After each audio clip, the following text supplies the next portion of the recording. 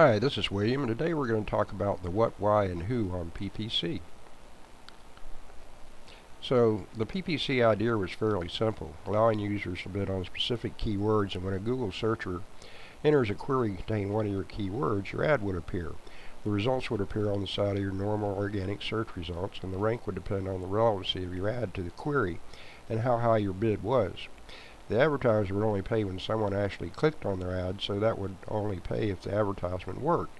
In 12 years since its inception, Google AdWords has grown into Google's biggest moneymaker and one of the most powerful ad platforms on the planet, spanning just about every country and language you can imagine. So it's grown from simply text ads to image ads, video ads, mobile ads, ads with maps, even ads that initiate a phone call with the click of a button. For the purpose of this article, though, I'm going to limit the content to the more basic features and how to determine if using PPC advertising is right for your business. There are alternatives to Google AdWords, such as Facebook paid ads, LinkedIn direct ads, StumbleUpon paid discovery, to name just a few. For the purpose of this and the following 3 articles in this series, we'll be discussing Google AdWords itself because it's the largest in the market except for possible Facebook ads.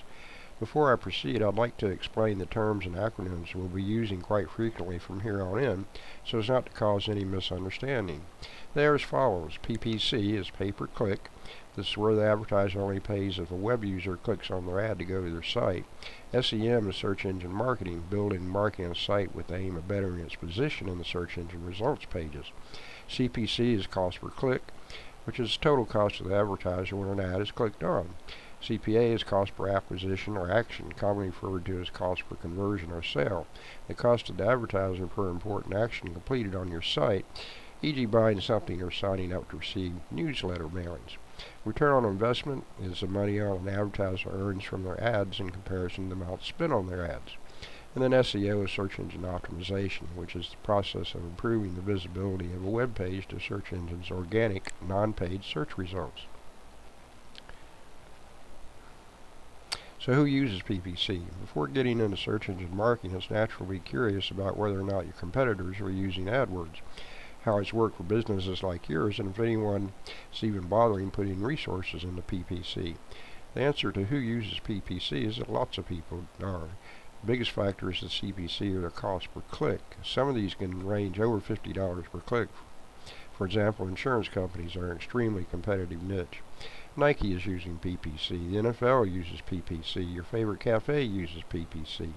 Lady who taught you to play chopsticks when you were in grade school even has an AdWords account. In fact, if any of your friends run a local business, they may well use it. So that's the beauty of paid search advertising. Anyone can use it, whether they're an international brand or the florist down the street.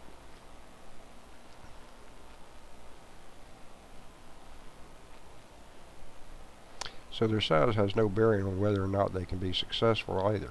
So long as you're willing to do it right, PPC can do wonders for your business. If you're thinking that sounds like it can be quite a time-consuming task, you're absolutely right. Lucky as the pay-per-click model has evolved, so have third-party companies and professionals in the industry.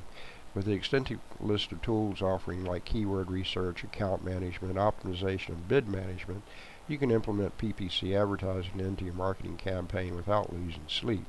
So we'll discuss that further in the next section.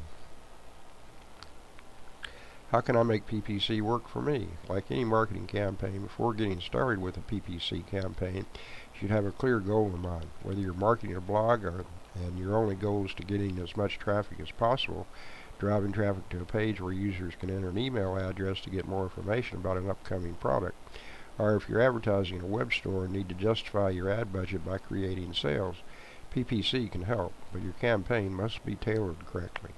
When setting up a campaign purely for the purpose of getting traffic, you want to use broad match keywords. This means that your ad will appear for searches containing your keywords in any order.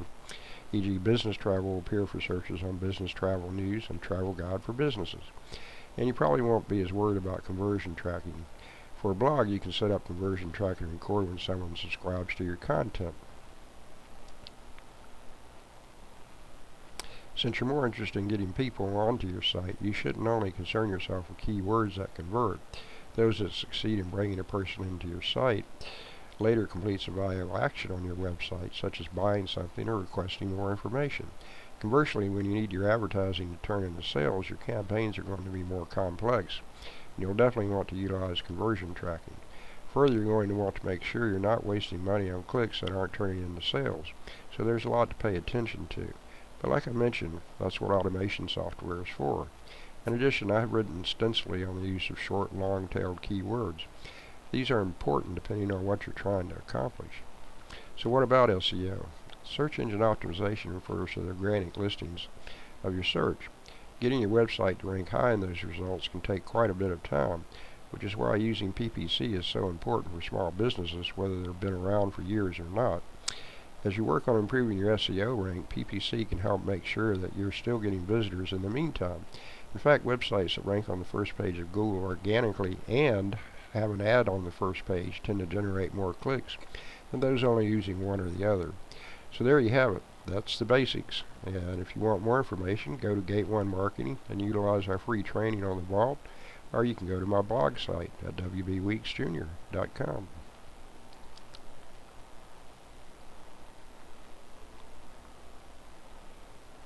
And that concludes the presentation on the what, why, and who on PPC.